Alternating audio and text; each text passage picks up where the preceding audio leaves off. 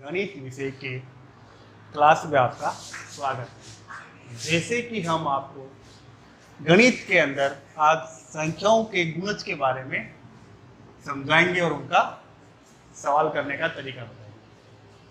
तो सबसे पहले संख्याओं का गुणज। गुणज होता क्या है?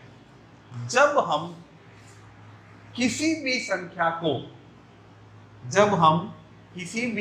को 1, 2, 3, 4, 5, 6, 7 यानी निरंतर आगे 8, 9, 10, 11, 12 कितने ही हो, उनसे हम गुणा करते हैं। क्या करते हैं? गुणा करते हैं। तो इनसे प्राप्त जो हल होता है यानी इसका जो उत्तर होता है वह गुणज कहलाता है। क्या कहलाता है? गुणज कहलाता है। वापस समझिए, जब हम किसी संख्या को 1, 2, 3, 4 यानी क्रम से, लगातार क्रम से हम गुणा करते हैं तो उससे प्राप्त जो हल होता है वह हमारा गुणज कहलाता है। तो इसमें देखिए, मैंने 2 सवाल लिखे हैं अभी यहाँ पे। पहला है संख्या 2 के 4 गुणज लिखो, और यहाँ लिखा हुआ है संख्या 5 के 5 गुणज लिखो। तो जैसे मैंने अभी आपको बताया कि किसी भी संख्या को हम 1, 2, 3, 4, 5, 6 लगातार क्रम से गुणा करते जाते हैं तो उनसे प्राप्त जो हल होता है वह हमारा गुणज होता है। अब जैसे आपको 2 के गुणज बताने हैं, कितने? 4। कितने गुणज बताने हैं आपको? 4। तो हमें क्रम से 2 को 4 बार गुणा करनी है। एक बार 1 से, 2 से, 3 से और 4 से। कैसे करेंगे?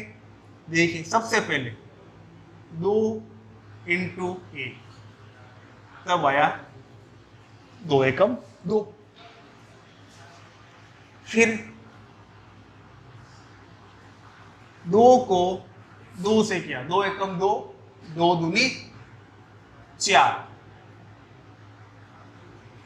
फिर 2 को हम करेंगे 3 से, 2 एकम 2, 2 दूनी 4, 2 तिया 6। तो तीसरा आया 6। 2 × 4, 2 चौके 8। अब देखिए, इसने हमसे 4 बार ही कहा है तो 1, 2, 3, 4 आ गया। तो ये जो प्राप्त उनके हल हैं 2, 4, 6 और ये 8, ये क्या कहलाएंगे? 2 के गुणज कहलाते हैं। तो हम यहाँ नीचे लिखेंगे अतः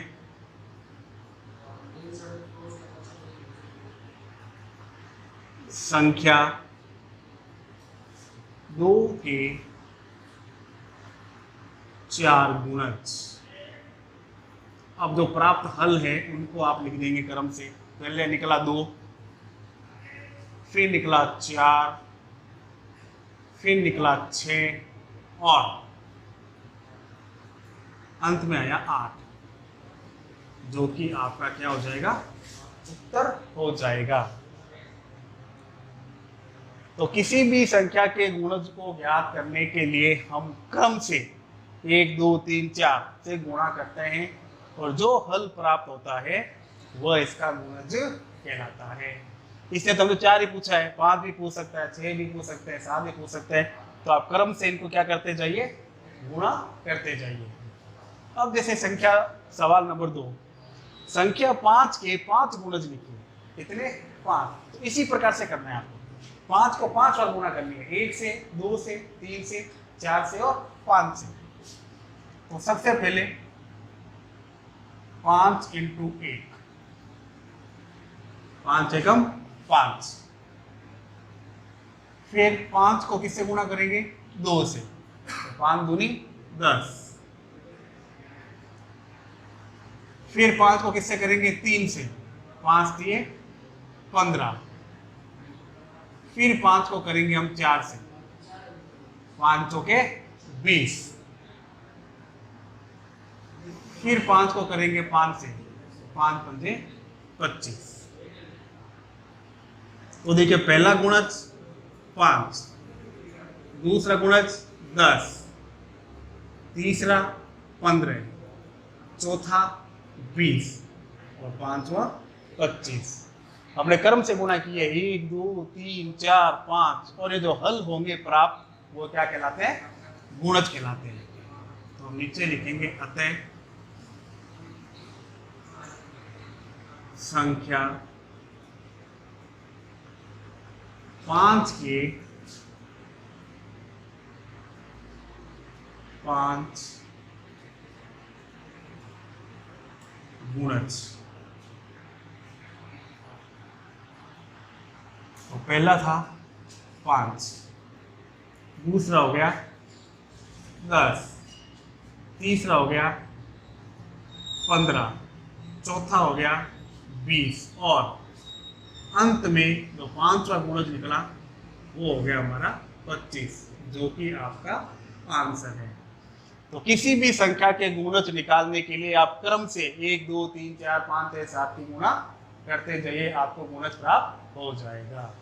कक्षा में आपका स्वागत है। जैसे कि हम आपको कक्षा 4 के अंदर अंग्रेजी विषय का अध्ययन करा रहे हैं और इसके अंदर हम आपको आज इज एम आर का प्रयोग का नियम बताएंगे।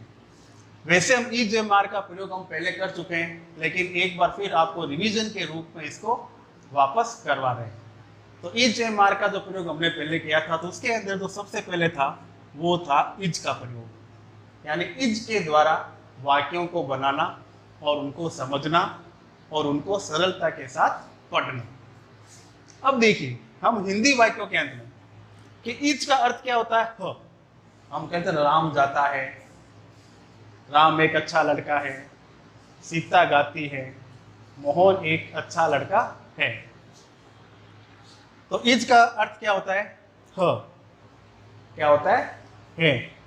अब इज का प्रयोग ही, सी, इट या सिंगुलर सब्जेक्ट के साथ होता है।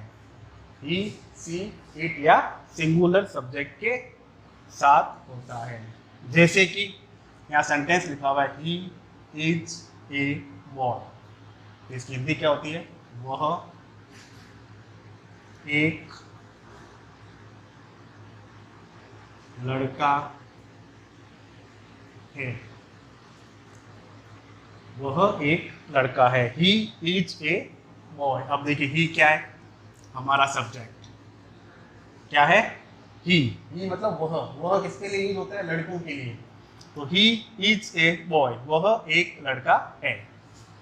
दूसरा sentence she is a girl. इसमें हमारा जो सब्जेक्ट है वो है सी, यानी वह एक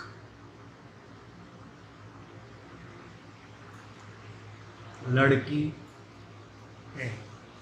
वह एक लड़की है। अब देखिए, यहाँ भी वह, यहाँ भी वह, दोनों में वह कैसे? ही ये आता है लड़कों के लिए। SHEC इसका यूज होता है लड़कियों के लिए। फिर जो तीसरा है हमारा सेंटेंस वो है इट इज ए काउ, यानी यह एक गाय है। तो इसके अंदर जो हमारा सब्जेक्ट है वो है इट और गाय। तो इसकी हिंदी बनी यह एक गाय है।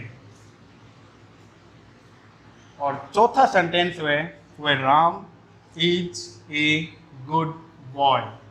तो इसके अंदर जो हमारा सब्जेक्ट है वो है राम। राम क्या है? सिंगुलर वर्ड है, यानी एक व्यक्ति का नाम दिया हुआ है। क्या दे रखा है इसमें? एक व्यक्ति का नाम दे रखा है। तो Ram is a good boy. तो राम एक अच्छा लड़का है। तो आपको बात ही ध्यान रखनी है कि इज का प्रयोग कहाँ किया जाता है? जब आपका सब्जेक्ट ही हो या सी हो या इट हो या सिंगुलर वर्ड या सिंगुलर सब्जेक्ट हो। सिंगुलर सब्जेक्ट के अंदर आपको एक वस्तु का नाम भी हो सकता है, केवल व्यक्ति का नाम भी हो सकता है, यानी एक से संबंधित होगा वह सिंगुलर सब्जेक्ट होता है। तो पहला जो सेंटेंस हमने लिखा था वह एक लड़का है, यानी he is a boy, she is a girl, फिर it is a cow, Ram is a good boy, यानी ये इज के प्रयोग है। अब देखिए यहां पर मैंने कुछ वाक्य लिखे हैं, यहां मैंने लिखे हैं कुछ सब्जेक्ट, जिसके अंदर है H E he, S H E she, I T it, एक नाम लिखा हुआ है आर ए एम राम, और S I T A Sita, और बीच में इज का प्रयोग है। और यहाँ ऑब्जेक्ट लिखे हुए देखो, teacher, nurse, a horse, a student, A good girl और ए चेयर। आपको इन सब्जेक्ट को लेते हुए, इच का प्रयोग करते हुए और ऑब्जेक्ट को साथ में लेके एक वाक्य पूरा करना है। जैसे मान लीजिए सबसे पहले ऊपर लिखा हुआ है ही के साथ हमने जोड़ा इच को, तो ये बना ही इच। अब इसमें से आप किसी भी एक सब्जेक्ट को लेते हैं, लेकिन मैंने लिया यहाँ पे इज ए टीचर। क्या लिया? ही इज ए टीचर। अगर इस सेंटेंस को यहाँ पे लिखें तो ही इज ए टीचर, यानी वह एक अध्यापक है, वह एक अध्यापक है। तो इसी सेंटेंस को अगर मैं सी के साथ जोड़े, यहाँ पे सी इज ए टीचर, तो हमारा दूसरा सेंटेंस बना सी इज ए टीचर। तो आपको पता है कि ही पुरुषों या लड़कों के लिए यूज होता है, सी महिलाओं या लड़कियों के लिए यूज होता है। तो he is a teacher, she is a teacher, यानी यहाँ टीचर जो है वो व्यक्ति है और यहाँ जो टीचर है वो महिला है। तो he is a teacher, she is a teacher. अब सब्जेक्ट आपके यही रहेंगे।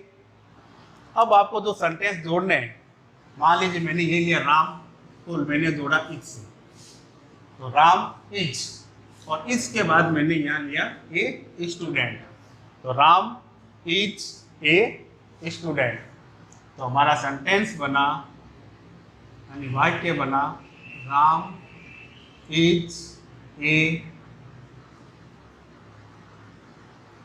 स्टूडेंट, यानी राम एक विद्यार्थी है। फिर नीचे सीता दे रखा है, अगर सीता को हम इज से जोड़ें तो सीता इज, इसको भी अगर हम लिखें और इसको मैंने कनेक्ट किया ए गुड गर्ल, तो हमारा जो वाक्य बना Sita is a good girl. तो Sita is a good girl. फिर आप स्वयं भी इन सब्जेक्टों को के साथ इच का प्रयोग करते हुए, इन ऑब्जेक्टों को लेते हुए खुद स्वयं वाक्यों का निर्माण कर सकते हैं। तो इसको वापस सारा को पढ़िए, समझिए और वाक्यों को स्वयं लिखने का और पढ़ने का अभ्यास कीजिए।